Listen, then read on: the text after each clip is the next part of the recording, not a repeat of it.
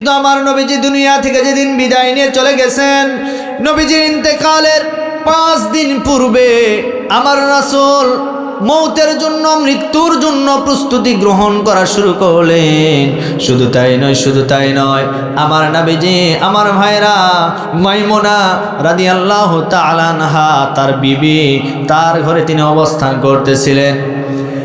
অবস্থান শেষের কয়েকটা দিন আমার রাসূল মনে মনে নিয়ত করেছেন, আমি আমার প্রিয়তমা স্ত্রী আয়েশার ঘরে শেষ জীবনের কয়েকটা দিন কাটাতে চাই। এজন্য সমস্ত স্ত্রীদেরকে সামনে ডাকলেন। ডাকার পরে বললেন, ও আমার প্রিয়তমা স্ত্রীরা, আমি তোমাদেরকে বলতে চাই আগামীকাল আমি কার ঘরে থাকব। আমার রাসূল কোনো বিবির নাম বললেন না বলে কৌশল করে বললেন, আমি আগামীকাল কার ঘরে থাকব। সমস্ত বিবিরা বুঝতে পেরেছেন আমাদের চাইতে আয়েশাকে একটু বেশি মহব্বত করেন। এজন্য আমার রাসূল জীবনের শেষ মুহূর্ত আয়েশার ঘরে থাকতে চায়। এইবার তার স্ত্রীরা অনুমতি দিয়ে দিলেন, আমাদের মারা অনুমতি দিয়ে দিলেন। দেওয়ার পরে বললেন, হুজুর, আমরা বুঝতে পেরেছি আপনি আয়েশার ঘরে থাকতে চান, অতএব আমরা সবাই নির্দ্বিধায় আপনাকে অনুমতি দিয়ে দিলাম। আপনার জীবনের শেষ কয়েকটা দিন আপনি আপনার আয়েশার ঘরে অবস্থান করবেন। আমার ভাইয়েরা, আম্মা জান আয়েশার ঘরে অবস্থান করলেন। নিজের জীবনের শেষ অন্তিম মুহূর্তে আমার নবীজি বুধবার দিনে অসুস্থ হয়ে পড়লেন। জোরে বলেন, কোন দিন? বুধবার, বৃহস্পতিবার, শুক্রবার, শনিবার, রবিবার, সোমবার তিনি দুনিয়া থেকে বিদায় নিয়ে চলে গেছেন। কিন্তু যাওয়ার পূর্বে আমার নবীজি এমনভাবে প্রস্তুতি নিলেন, নিজের জীবনের মোট 17 ওয়াক্ত নামাজ তিনি মসজিদে নববীতে ইমামতি করে আদায় করতে পারেন নাই। কিতাবের ভিতরে এসেছে আমার নবীজির জীবদ্দশায় আমার রাসূলের শ্বশুর আবু বকর সিদ্দিক রাদিয়াল্লাহু তাআলা আনহু তার ইমামতিতে মসজিদে নববীতে 17 ওয়াক্ত নামাজ আদায় হয়েছে। যে সময় আমার রাসূল এই দুনিয়াতে জীবিত ছিলেন, আমার রাসূল দুনিয়াতে উপস্থিত ছিলেন, কিন্তু এতটাই অসুস্থ হয়ে পড়লেন আমার নবীজি উঠতেও পারেন না, দাঁড়াতেও পারেন না। জীবনের শেষ নামাজ তিনি আদায় করেছেন 2 জন সাহাবীর কাঁধের উপরে ভর করে।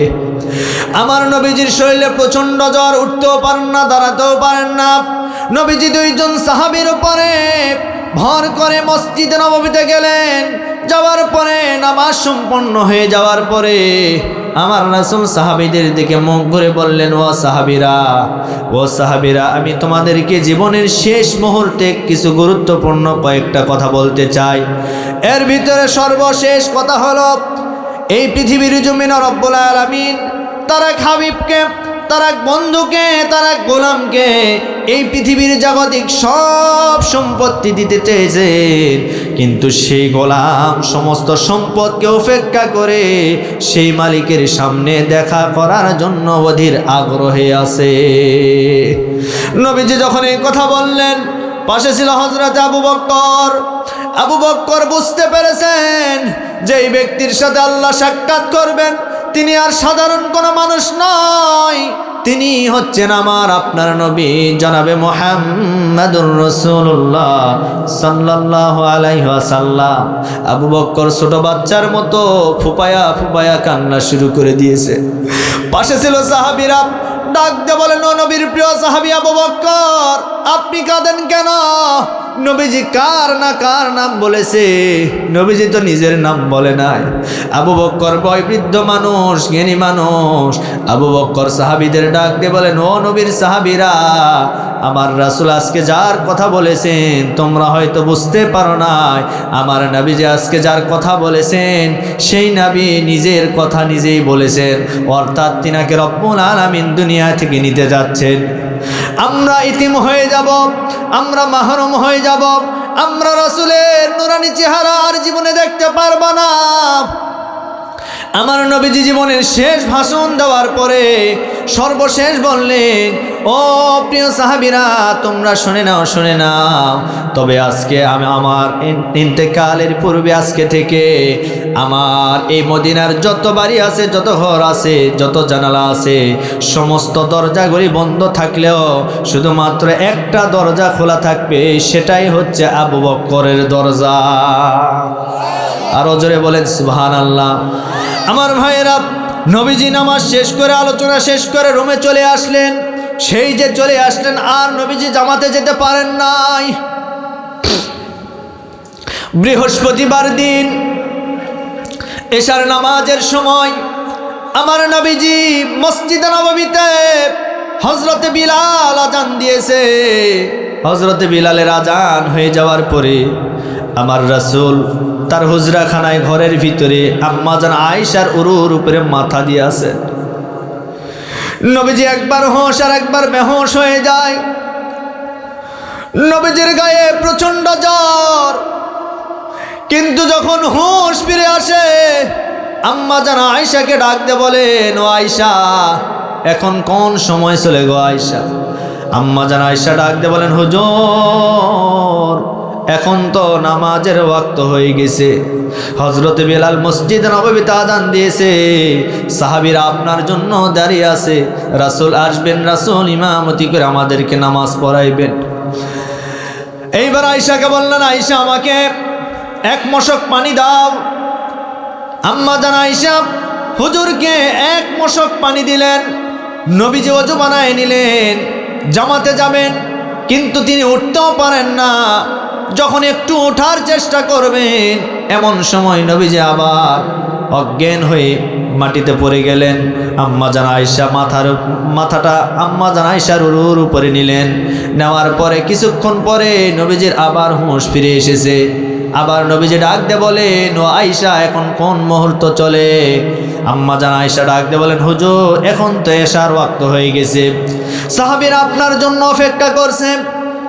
হুজুর বললেন, আয়েশা, আবার এক মশক পানি দাও। পানি দিলেন, ওযু বানায় নিলেন, জামাতে যাবেন, কিন্তু তিনি আর উঠতে পারেন না।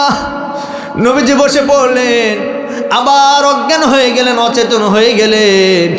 আম্মা জান আয়েশার উরুর উপরে মাথা রাখলেন। নবীজির হুঁশ ফিরে আসলো। আবার বললেন, আয়েশা, এখন কোন সময় চলে? আয়েশা বলে, হুজুর, এখন তো নামাজের ওয়াক্ত হয়ে গেছে, সাহাবীরা আপনার জন্য অপেক্ষা করতে করতে তারা তো একেবারে অস্থির হয়ে পড়েছে। এইবার নবীজি বললেন, আয়েশা রে, এক মশক পানি দাও, আমি একটু ওযু বানাইতে চাই। নবীজি আবার ওযু বানালেন। তৃতীয়বার আবার যখন মসজিদে নববীতে যেতে চাইলেন, তিনি আর যেতে পারলেন না। তিনি আবার অচেতন হয়ে গেলেন। এইদিকে হযরতে আবু বকর নবীজির জায়নামাজের মুসল্লায় দাঁড়িয়েছে। দাঁড়ানোর পরে সাহাবীরা পিছনে দাঁড়িয়ে গেছে। সমস্ত সাহাবীরা বুঝতে পেরেছে হুজুর হয়তো অসুস্থ, আসতে পারবে না।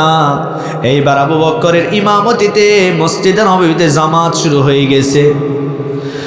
জামাত যখন শুরু হয়ে গেছে, হযরত আবু বকর সামনে কোরআনে কারীম তেলাওয়াত করে, আর পিছনে সাহাবীরা কান্নার রোল পড়ে গেছে। সবাই কান্নাকাটি করছে। আর মনে হয় কোনোদিন আমরা রাসূলের পিছনে এইভাবে নামাজটা আদায় করতে পারবো না। সাহাবীরা কান্না করতে করতে নিজেকে আটকাইতে পারে নাই। সাহাবীরা চোখের পানি ফেলে কান্না করে। হযরতে আবু বকর নামাজের ইমামতি করা অবস্থায় কান্না করে।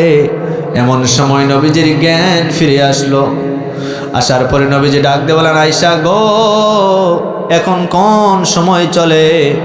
এইবার আয়েশা ডাক দিয়ে বলেন, হুজুর, এখন তো নামাজের ওয়াক্ত, সাহাবায়ে কেরামরা আপনার জন্য অপেক্ষা করতে করতে আমার বাবার ইমামতিতে তারা জামাতে দাঁড়িয়ে গেছে। আমার নবীজি ডাক দিয়ে বলেন, ওগো আয়েশা, এই মুহূর্তে আমার মাথাটা তোমার কাঁধের উপরে করে নাও, আর জানালার দিকে আমার মুখটা করে দাও। আম্মা জান আয়েশা রাসূলের মাথা মোবারক কাঁধের উপরে করে নিলেন। নেওয়ার পরে জানালার দিকে ইশারা করলেন। এমন সময় নবীজি নামাজের যেই দৃশ্য, জামাতের যেই দৃশ্য, এই দৃশ্য দেখার পরে রাসূলের চোখ বেয়ে বেয়ে পানি পড়তেছিল। রাসূল কান্না করে, আয়েশাও কান্না করে, আমাদের মা আম্মা জান আয়েশাও কান্না করে। আম্মা জান আয়েশা ডাক দিয়ে বলেন, হুজুর আজকে আপনি কান্না করেন কেন? আজকে তো আপনার কাদার দিন না, আজকে তো আপনার আনন্দের দিন। নবীজি ডাক দিয়ে বলেন, আয়েশা রে, আজকে আমি এই কান্না আমার দুঃখের কোনো কান্না নয়, আজকে আমার এই কান্না হচ্ছে আনন্দের কান্না, তৃপ্তির কান্না। সুবহানাল্লাহ। কন আজকে আমি এই কান্না এই জন্য করি, আমার চোখ দিয়ে পানি বের হয়েছে, আমার মনটা আজকে ভরে গেছে। আজকে মসজিদে নববীর যে নামাজের দৃশ্যটা দেখতে পেলাম, আমার জীবনের শ্রেষ্ঠ সময় এই মুহূর্তে আমার কাছে মনে হয়েছে। তার কারণ আমি রাসূল দুনিয়া থেকে বিদায় নিয়ে চলে যাব। আমার ইন্তেকালের পরে আমার সাহাবীরা এইভাবে জামাতবদ্ধ হয়ে তারা বিভিন্ন জায়গায় নামাজ আদায় করবে। আমি বড় আনন্দিত, আমি বড় উৎফুল্লিত হয়ে গেছি। ওগো আয়েশা, আজকে এই নামাজ তুমি হয়তো জানো না, এই নামাজটা কায়েম করার জন্য তাইফের ময়দানে আমি মার খেয়েছি, উহুদের ময়দানে আমার দান্দান মুবারক শহীদ হয়েছে। আল্লাহু আকবার। কোরআনে কারীমের ভিতরে 1,24,000 মতান্তরে 2,24,000 নবী এবং রাসূল দুনিয়াতে রব্বুল আলামিন পাঠায় দিয়েছেন। এর ভিতরে শুধুমাত্র 25 জন নবী রাসূলের কথা আল্লাহ কোরআনে কারীমের ভিতরে দিয়েছেন। কিন্তু এই সূরা লোকমান অর্থাৎ লোকমান এমন একজন মানুষ ছিলেন যিনি কোনো নবীও ছিলেন না, কোনো রাসূলও ছিলেন না। এই লোকমান ছিলেন একজন প্রজ্ঞাবান ব্যক্তি, একজন জ্ঞানী মানুষ। আল্লাহ তাকে এত জ্ঞান দিয়েছিলেন যে জ্ঞান দেওয়ার কারণে আল্লাহ রাব্বুল আলামিন তার নামে কোরআনে কারীমে একটি সূরা নাজিল করে দিয়েছেন। আল্লাহর এই গোলাম, আল্লাহর এই নেক বান্দা কেমন নেক বান্দা ছিলেন, কেমন জ্ঞানী মানুষ ছিলেন। হযরতে লুকমান আলাইহিস সালাতু ওয়াস সালাম আমার আপনার মতো সাধারণ মানুষ ছিলেন না, অসাধারণ একজন ব্যক্তি ছিলেন। যেই লোকমানে হাকিম একটা রাখালের দায়িত্ব পালন করতেন। তিনি ছাগল চড়াইতেন, ছাগলের পাল নিয়ে বিভিন্ন জায়গায় তিনি ছুটে চলে যেতেন। এলাকার মাঝে মানুষের মাঝে কথা ছড়িয়ে গেল, লোকমান একজন জ্ঞানী মানুষ, তার জ্ঞানের এতই পরিধি, তার কাছ থেকে মানুষেরা জ্ঞান বিজ্ঞান শিক্ষা গ্রহণ করে। এই কথাটা যখন চতুর্দিকে ছড়িয়ে পড়ল, তার মালিক লোকমানে হাকিমকে ডাক দিয়ে বলেন, লোকমান, আমি মানুষের মুখ থেকে শুনলাম তুমি নাকি অনেক জ্ঞানী মানুষ, তুমি নাকি সব কিছু জানো, মানুষেরা তোমার মাঝ থেকে শিক্ষা গ্রহণ করে। কেমন জ্ঞানী মানুষ, আমি তোমাকে পরীক্ষা করতে চাই। আমি তোমাকে যে রাখালের দায়িত্ব দিয়েছি, ছাগল চরানোর জন্য তোমাকে যে দায়িত্ব দিয়েছি, ওই পালের ভিতর থেকে একটা ছাগল আমার কাছে ধরে নিয়ে আসো। লোকমানে হাকিম একটা ছাগল নিয়ে আসলেন। নিয়ে আসার পরে মালিক বললেন, লোকমান, এই ছাগলটা এই মুহূর্তে জবাই করতে হবে। লোকমানে হাকিম ছাগলটাকে জবাই করলেন। জবাই করার পরে তার মালিক ডাক দিয়ে বলেন, লোকমান, এই ছাগলের ভিতর থেকে একেবারে উত্তম যে জায়গা, ভালো যে জায়গার কোনো দোষ নাই, কোনো অপরাধ নাই, এরকম খাঁটি জায়গা তুমি আমাকে নিয়ে এসে দাও। অর্থাৎ ছাগলের ভিতরে কোন জিনিসটা উত্তম সেটা আমার কাছে এই মুহূর্তে হাজির করতে হবে। হযরতে লোকমান করলেন কি, এবার ওই ছাগলের ভিতর থেকে জবাই করার পরে ভিতরে যেই দিল আছে, যে অন্তর আছে, এই অন্তর, এই দিলটা প্লেটের উপর করে তার মালিকের সামনে উপস্থাপন করলেন। এইবার মালিককে ডাক দিয়ে বললেন, মালিক, এই যে আপনি উত্তম যে জিনিস চেয়েছেন আমি আপনার কাছে হাজির করে দিয়েছি। মালিক আবার ডাক দিয়ে বললেন, লোকমান, এটা তো বুঝলাম ভালো জিনিস, এখন আরেকটা ছাগল জবাই করো। জবাই করার পরে ছাগলের ভিতরে নিকৃষ্ট যেই জিনিস, সেই জিনিসটা আমার সামনে হাজির করতে হবে। এইবারে লোকমানে হাকিম করলেন কি, আরেকটা ছাগল জবাই করলেন। জবাই করার পরে ওই ছাগলের ভিতরে থেকে যেই দিল ছিল, ওই দিলটা প্লেটের উপর করে এবার তার মালিকের সামনে হাজির করে দিলেন। 2 প্লেটের উপরে 2টা দিল, একই জিনিস হাজির করলেন। এইবার মালিক ডাক দিয়ে বলেন, লোকমান, মানুষের মাঝে আমি শুনতে পেলাম তুমি নাকি অনেক জ্ঞানী মানুষ, আল্লাহ তোমাকে অনেক মেধা দিয়েছেন, জ্ঞান দিয়েছেন, কিন্তু আজকে আমি লক্ষ্য করে দেখলাম তোমার মতো বোকা এই সমাজের ভিতরে আর কোনো মানুষ নাই। লোকমান ডাক দিয়ে বলেন, মালিক, কেন আপনি আমাকে বোকা বললেন, কারণ কি জানতে চাই? মালিক ডাক দিয়ে বলেন, লোকমান, আমি শুনলাম তুমি জ্ঞানী মানুষ, জ্ঞান পরীক্ষা করার জন্য আমি তোমাকে ছাগলের দেহ থেকে উত্তম এবং নিকৃষ্ট জায়গা নিয়ে এসে দিতে বললাম, কিন্তু তোমাকে বলার পরে আমি লক্ষ্য করে দেখলাম দুইটা বারই তুমি আমার কাছে ছাগলের ভিতরে যে দিল ছিল, অন্তর ছিল, সেইটা আমার প্লেটের সামনে হাজির করে দিয়েছো। এইবার লোকমান হাকিম ডাক দিয়ে বলেন, মালিক, আমি তো আপনাকে এমনি এমনি দেই না, এটা দেওয়ার কারণ আছে। তার কারণ হলো আমি গবেষণা করে দেখেছি এই পৃথিবীর জমিনে যেই মানুষের দিল যত ভালো হবে সে আল্লাহর কাছে তত ভালো, সে আল্লাহর কাছে তত প্রিয়, সে আল্লাহর কাছে তত মুত্তাকি বান্দা হয়ে যাবে। আর যেই মানুষের ওই একই দিল যদি খারাপ হয়ে যায়, পাপাচারের দিকে যদি দিলটা ঝুঁকে পড়ে যায়, তাহলে আল্লাহর কাছে ওই মানুষটা, ওই দিলওয়ালা মানুষ সব চাইতে বড় নিকৃষ্ট। এই কারণে আপনার সামনে দুইটা জিনিস আমি একই জিনিস হাজির করেছি।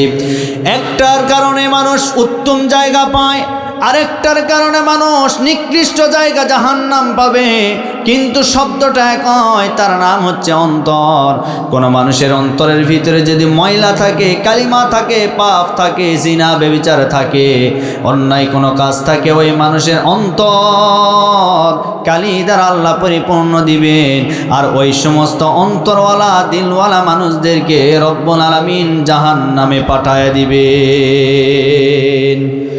আর পক্ষান্তরে যার দিলটা পরিষ্কার, যার দিলের ভিতরে আল্লাহর নামের জিকির হয়, আমার রাসূলের নামের দরদ হয়, ওই সমস্ত উত্তম দিলওয়ালা মানুষকে রব্বুল আলামিন কিয়ামতের ময়দানে ডান হাতে আমলনামা দিয়া আল্লাহর জান্নাতের ভিতরে প্রবেশ করায়া দিবে।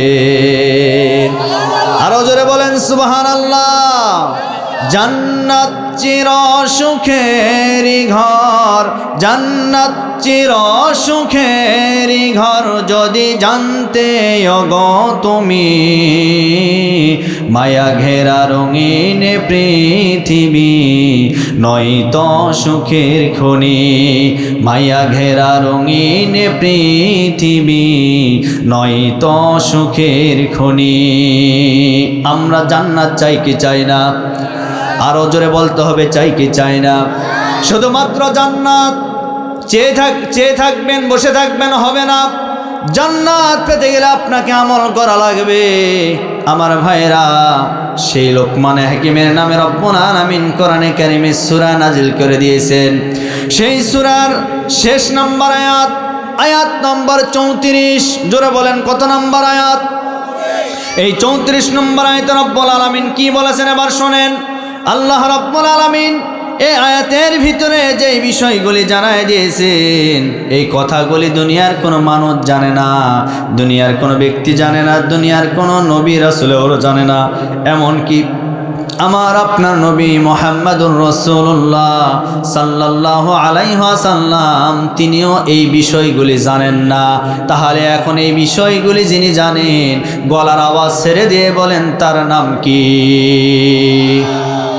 আল্লাহ রাব্বুল আলামিন বলেন, ইন্নাল্লাহা ইনদাহু ইলমুস সাআহ। আল্লাহ বলেন, নিশ্চয় কিয়ামতের জ্ঞান দুনিয়ার কোনো মানুষকে দেওয়া হয় নাই, দুনিয়ার কোনো নবী রাসূলকে দেওয়া হয় নাই। একমাত্র কেবলমাত্র শুধুমাত্র কিয়ামতের জ্ঞান সম্পর্কে যিনি জানেন, অর্থাৎ কিয়ামত কবে হবে, কিয়ামত কোন দিন সংগঠিত হবে, দুনিয়ার কোনো মানুষ বলতে পারবে না কিয়ামত কবে হবে। এই শুধুমাত্র দিন এবং তারিখ সময় যিনি জানেন, গলার আওয়াজ ছেড়ে দিয়ে বলেন তিনার নাম কি? আল্লাহ ছাড়া দুনিয়ার কোনো মানুষ জানে না। আল্লাহ রাব্বুল আলামিন সেই কথাটা এই আয়াতে কারিমার ভিতরে বললেন। এরপরে আল্লাহ বললেন, ওয়ায়ুনাজ্জিলুল গায়সা, আসমান থেকে বৃষ্টি জমিনে কখন নাজিল হয়ে যাবে, আসমান থেকে জমিনে কখন বৃষ্টি নাজিল হবে, এই কথাটাও দুনিয়ার কোনো মানুষ জানে না। যিনি জানেন তিনি হচ্ছেন আমার আল্লাহ। তাহলে বিষয় হলো দুইটা।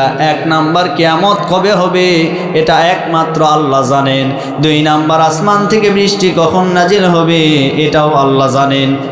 এরপর আল্লাহ বললেন ওয়া'আলামু মা ফিল আরহাম। আল্লাহ বলেন মায়ের গর্ভের ভিতরে, মায়ের পেটের ভিতরে যে সন্তান আছে, এই সন্তান এটা ছেলে না মেয়ে হবে, এই সন্তানের খবর দুনিয়ার মানুষ জানে না, দুনিয়ার ডাক্তার জানে না, দুনিয়ার বৈজ্ঞানিক জানে না, দুনিয়ার কোনো ব্যক্তি জানে না। একমাত্র শুধুমাত্র কেবলমাত্র মায়ের পেটের ভিতরে যে বাচ্চা আছে, এই বাচ্চাটা ছেলে হবে নাকি মেয়ে হবে শুধুমাত্র যিনি জানেন, গলার আওয়াজ ছেড়ে দিয়ে বলেন তিনার নাম কি? আল্লাহ রাব্বুল আলামিন এজন্য বললেন মায়ের পেটের ভিতরে সন্তানটা কি হবে এটা আমি আল্লাহ জানি। আমার ভাইয়েরা, এরপর আল্লাহ বললেন ওয়ামা তাদরি নাফসুম মাযা তাকসিবু গাদা। আগামীকাল আপনি কি করবেন এটা আপনি বলতে পারবেন না, এটা আমিও বলতে পারবো না। আগামীকাল আপনি কি করবেন, কি খাবেন, কি পরবেন এটা শুধুমাত্র যিনি জানেন তিনি হচ্ছেন আমার আল্লাহ। আল্লাহু আকবার। আমার ভাইরা, এরপর আল্লাহ বলেন ওয়ামা তাদরি নাফসুম বিআইয়ি আরদিন তামুত। বান্দার মৃত্যু কোন জায়গায় আছে, কোন স্থানে মানুষদের মৃত্যু হবে এটাও দুনিয়ার কোনো মানুষ জানে না। শুধুমাত্র যিনি জানেন তিনি হচ্ছেন আমার আল্লাহ। আল্লাহ জানেন কোন বান্দার মৃত্যু কোন জায়গায় আছে, সে জায়গায় ওই বান্দাকে রব্বুল আলামিন নাও ভাড়া করে নিয়ে গিয়ে সেই জায়গায় মৃত্যু দিবেন। কথা বলেন আমার ভাইয়েরা। এরপর আল্লাহ বললেন ইন্নাল্লাহা আলিমুন খবীর। নিশ্চয় আল্লাহ সকল বিষয়ে জ্ঞান রাখেন, সকল বিষয়ে তিনি জানেন। এখন আমি আপনাদেরকে বলতে চাই সব বিষয়ের জ্ঞান যিনি রাখেন, গলার আওয়াজ ছেড়ে দিয়ে বলেন তিনি কে? আমার ভাইয়েরা, এই হলো বাংলা অর্থ। তার মানে বোঝা গেল কিয়ামত সম্পর্কে আল্লাহ জানেন, বৃষ্টি কখন নাজিল হবে সেটাও আল্লাহ জানেন। এরপরে মায়ের পেটের ভিতরে যে সন্তান আছে এটা ছেলে না মেয়ে হবে এটাও আল্লাহ জানেন। এরপরে আগামীকাল আপনি কি করবেন আপনি বলতে পারবেন না, এটাও আল্লাহ জানেন। আর সর্বশেষ 5 নম্বরে আপনার মৃত্যু কোন জায়গায় আছে, কোন অবস্থায় আছে এটা আপনি বলতে পারবেন না, এইটাও যিনি জানেন তিনি হচ্ছেন আমার আল্লাহ। তাহলে 5টা জ্ঞান দুনিয়ার কোনো মানুষকে আল্লাহ দেয় নাই, দুনিয়ার কোনো ডাক্তারকে আল্লাহ দেয় নাই, দুনিয়ার কোনো নবী রাসূলকে আল্লাহ দেয় নাই, দুনিয়ার কোনো সাহাবীদেরকে আল্লাহ দেয় নাই। এই 5টা জ্ঞান রব্বুল আলামিন তার কুদরতি হাতে রেখে দিয়েছেন।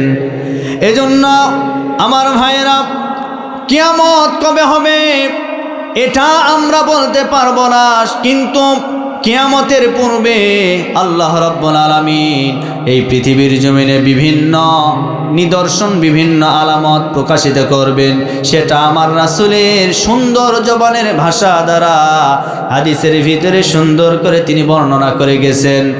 আমার নবীজি এই কিয়ামতের বিশেষ করে যতগুলি আলামত আছে, এই আলামতের ভিতরে কিছু আলামত ছোট আর কিছু আলামত বড় আছে।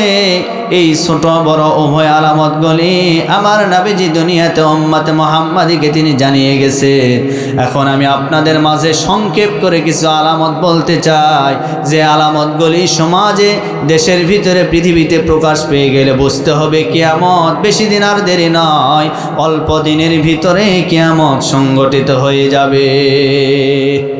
আলামতগুলি জানার দরকার আছে না নাই? জোরে বলেন।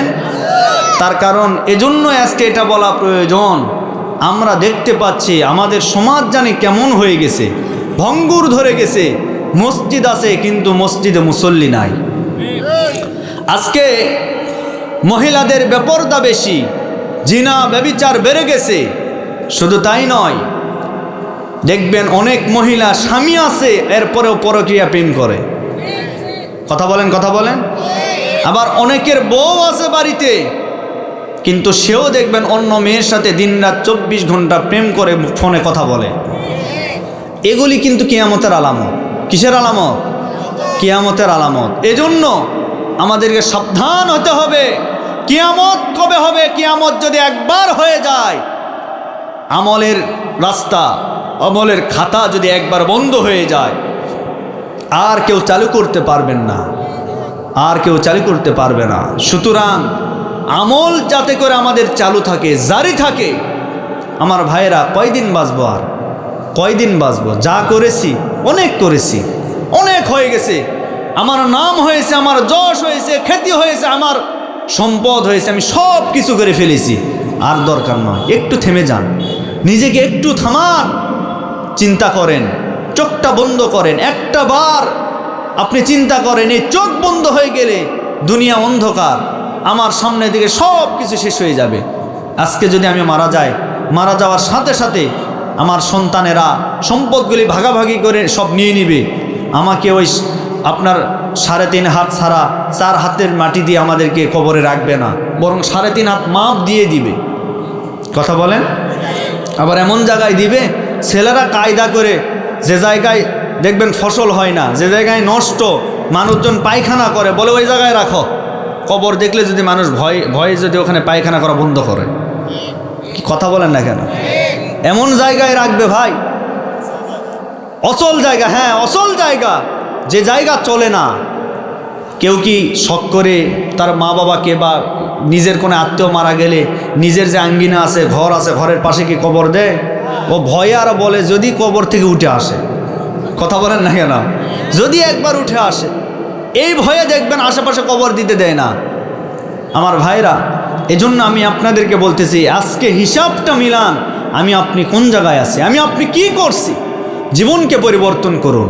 সারা জীবন ওয়াজ শুনলেন, কিন্তু এখনো নামাজই ধরতে পারলেন না।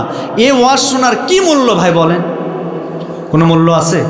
কথা বলেন না কেন? মূল্য আছে? 1 পয়সা মূল্য নাই।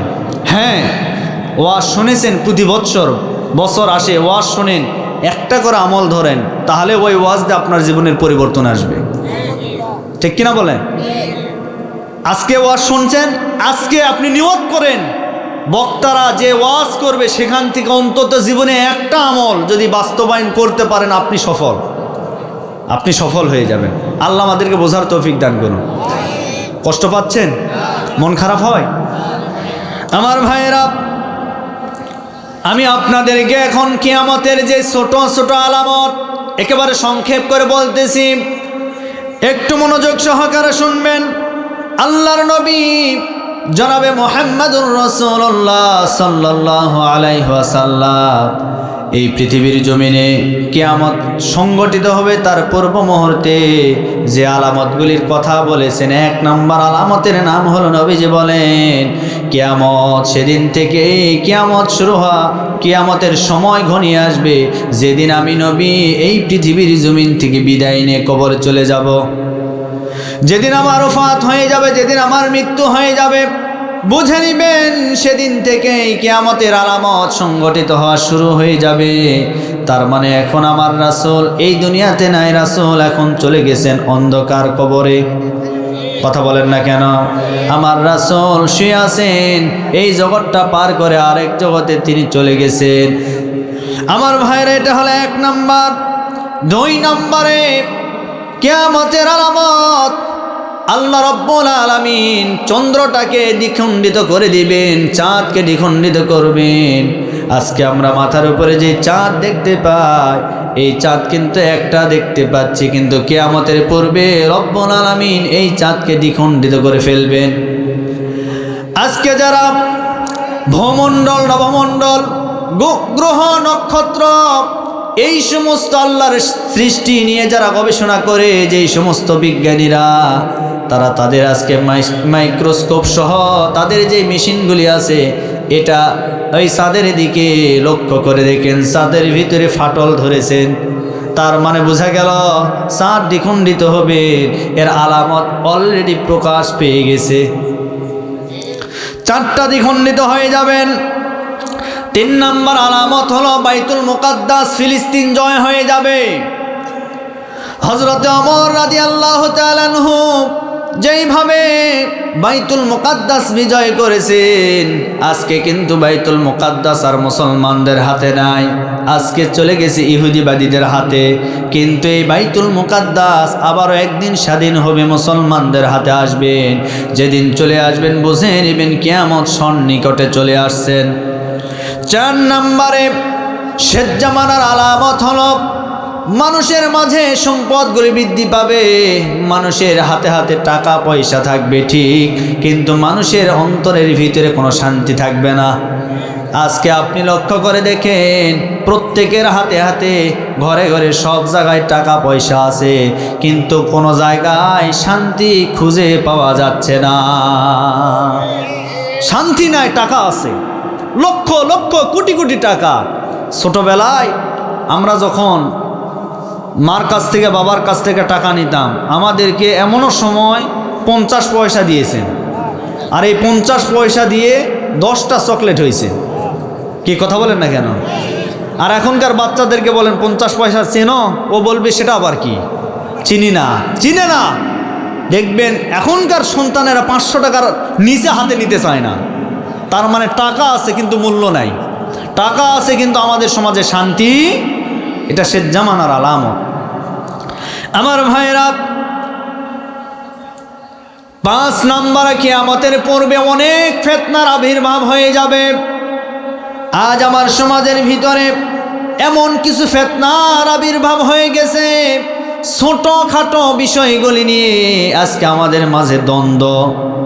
এই যে গত কয়েকদিন আগে আপনারা সকলে দেখেছেন, এই বাংলাদেশের সাবেক 3 বারের প্রধানমন্ত্রী জননেত্রী মরহুমা বেগম খালেদা জিয়া, উনি আমাদের মাঝ থেকে বিদায় নিয়ে চলে গেছেন।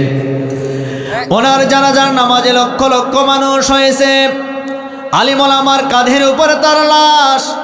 এখান থেকে প্রমাণ হয় সারা বাংলাদেশের সকল শ্রেণীর পেশার মানুষের কাছে তিনি একজন ভালো মানুষ ছিলেন।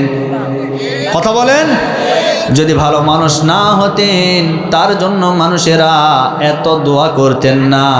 আমরা নিজেরাও দোয়া করেছি, বাংলাদেশের সকল ঘরানার আলিম ওলামারা, বাংলাদেশের আপামর সকল রাজনৈতিক দলের নেতা কর্মীরা সবাই তার জন্য দোয়া করেছেন। তার কারণ তার সব কিছু যদিও খারাপ হয়, কিন্তু একটা দিক তার ভালো ছিল, সে ইসলামের বিরুদ্ধে কোনো আইন পাশ করে নাই। আরো জোরে বলেন, ইসলামকে সে সম্মান করত, ইসলামকে সম্মান করে চলত, আলিম ওলামাদেরকে সম্মান করত, যার কারণে বাংলাদেশের সমস্ত মানুষগুলি তার জন্য দোয়া করেছে, আমরাও দোয়া করেছি। কিন্তু সমস্যা এক জায়গায়, জানাজার নামাজ হয়ে যাওয়ার পরে এই বাংলাদেশের জমিনে তথাকথিত কিছু নামধারী আহলে হাদিস ভাইয়েরা আজকে বেগম খালেদা জিয়ার জানাজার নামাজকে ভুল ধরেছে। তারা জবাব দেয় বেগম খালেদা জিয়ার জানাজার নামাজ সঠিকভাবে হয় নাই। আমরা বলবো এটাই হলো সবচাইতে ফিতনাবাজের কথা। এগুলি বাদ দিতে হবে, ফিতনা চলবে না। এই সমাজের ভিতরে তথাকথিত যারা আহলে হাদিস ভাইয়েরা এখানেও থাকতে পারেন, থাকেন, আমি আপনাকে গালি দিচ্ছি না, আমি আপনার উপরে রাগও করছি না, ভালো করে আপনাকে আমি বলছি, বর্তমান জামানার ভিতরে ইসলাম রক্ষায়, দেশ রক্ষায়, মুসলমানদেরকে রক্ষায় সবাইকে ঐক্যবদ্ধ হয়ে এক প্ল্যাটফর্মে আসা লাগবে। যদি আমরা আসতে না পারি, খোদার কসম করে বলি, আমাদের সামনে যেই সুযোগ এসেছে, এই সুযোগটা যদি ইসলামের পক্ষে কাজে লাগাতে না পারি, আমরা আগামীতে 100 বছরেও এই সুযোগ আসবে না, ইসলামকে রাষ্ট্রীয়ভাবে আর নেওয়া সম্ভব হবে না। এই জন্য আমাদের সর্বোচ্চ দিয়ে চেষ্টা করতে হবে আগামীতে যেন ইসলাম ক্ষমতায় যায়। ক্ষমতায় কোন নেতা যাবে, কোন নেত্রী বসবে, ওটা আমরা দেখতে চাই না। আমরা শুধু দেখতে চাই আগামীতে ইসলাম যেন ক্ষমতায় বসে।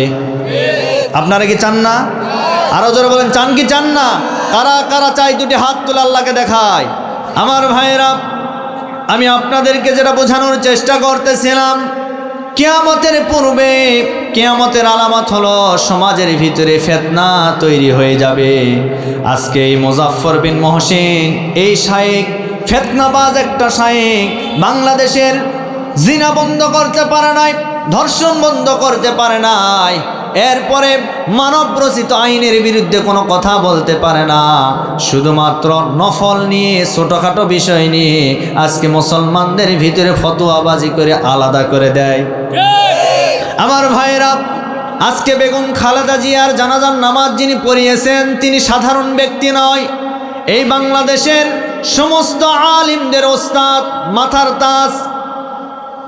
তাজ মুফতি আব্দুল মালিক হাফিজাহুল্লাহ, জোরে বলেন আল্লাহু আকবার, যিনি বাইতুল মুকাররম জাতীয় মসজিদের খতিব।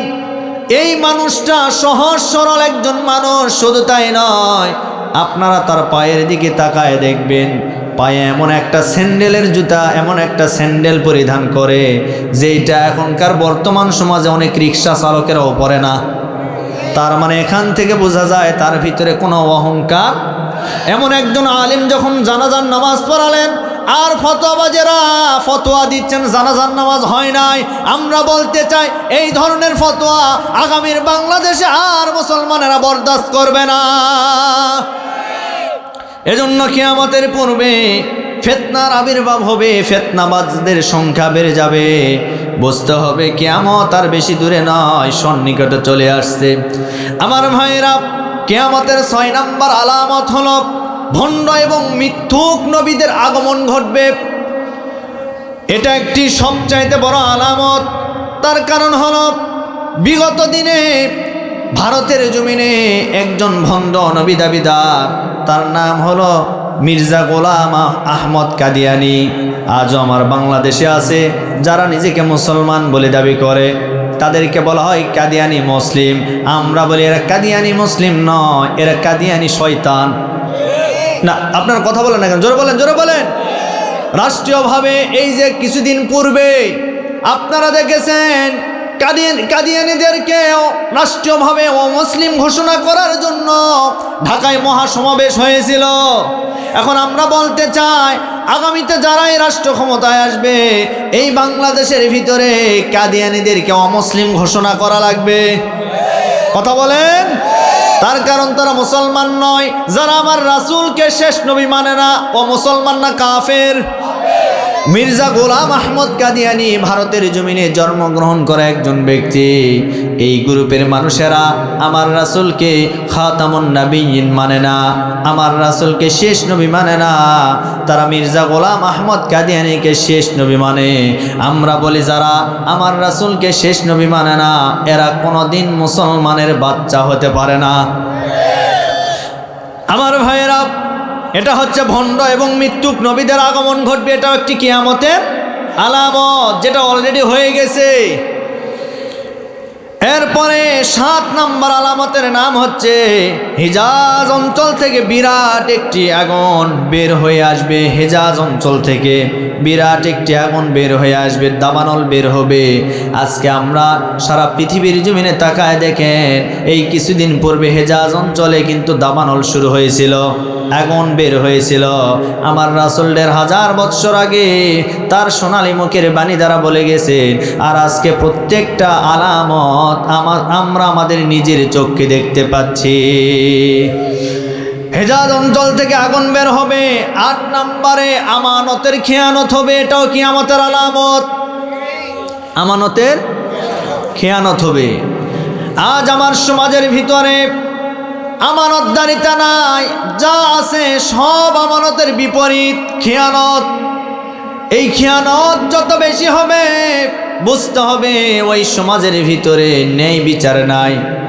আমানতের খেয়ানত। আজকে আমানত আপনার কাছে যে সম্পদ আল্লাহ দিয়েছেন, আমার ভাইরা, এটা যদি আপনি ইসলামের পক্ষে ব্যয় না করেন, সেটার নাম হয় খেয়ানত।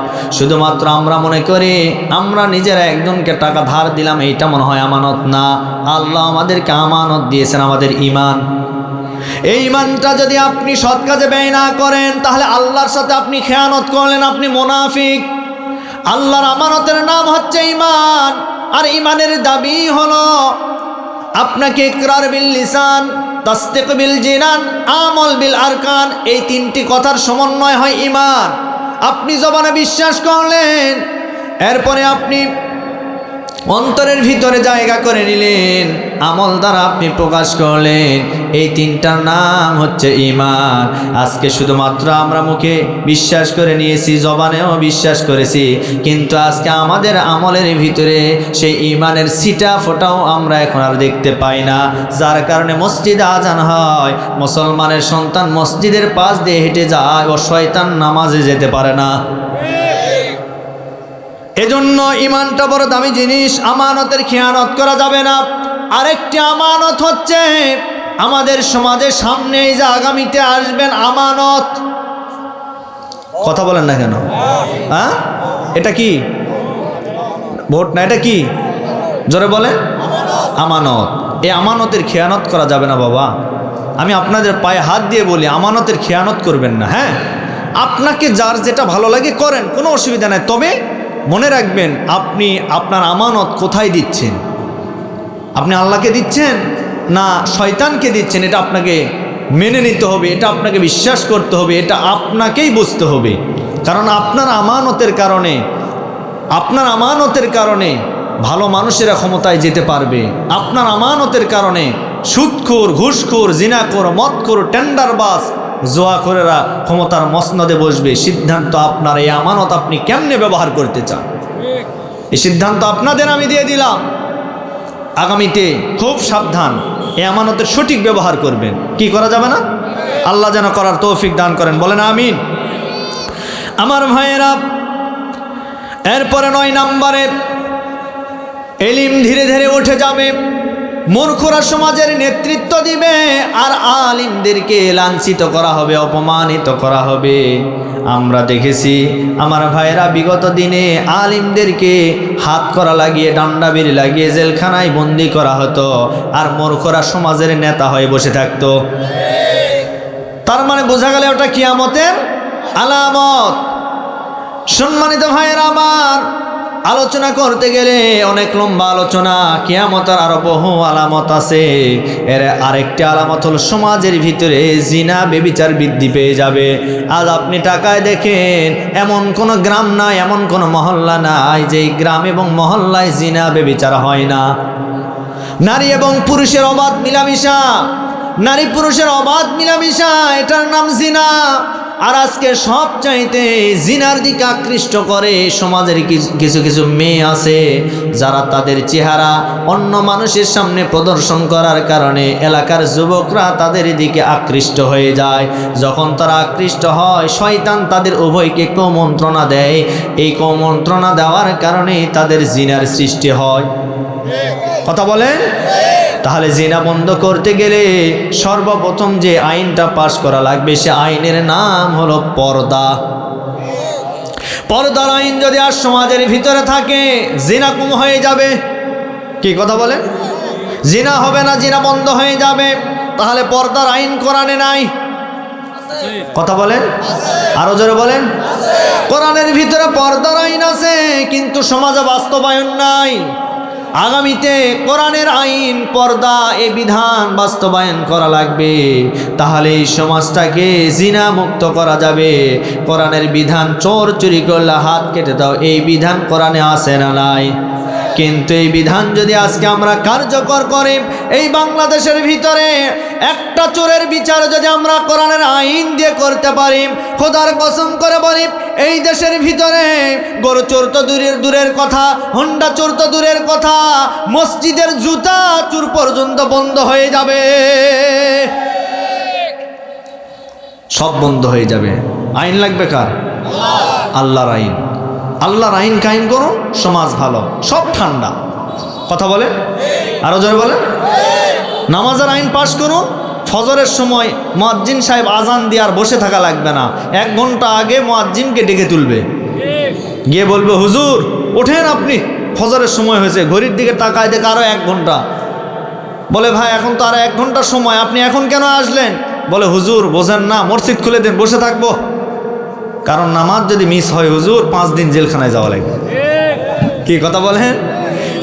জেলে যাওয়ার ভয়ে ও মসজিদের মুয়াজ্জিনকে ডেকে তুলবে।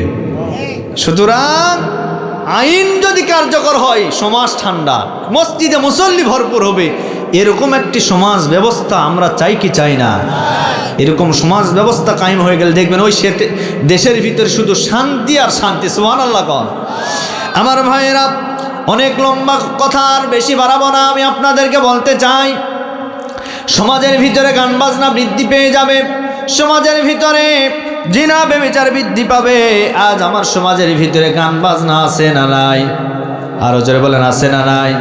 এমনকি অনেক বিয়ে বাড়িতে হাজি সাহেব হজ করে আসে, এরপরে ছেলের বিয়ে দেওয়ার সময় বাড়িতে বক্স বাজে 5টা, সারা রাত শুধু ডিগ ডিগ ডিগ ডিগ করে আওয়াজ।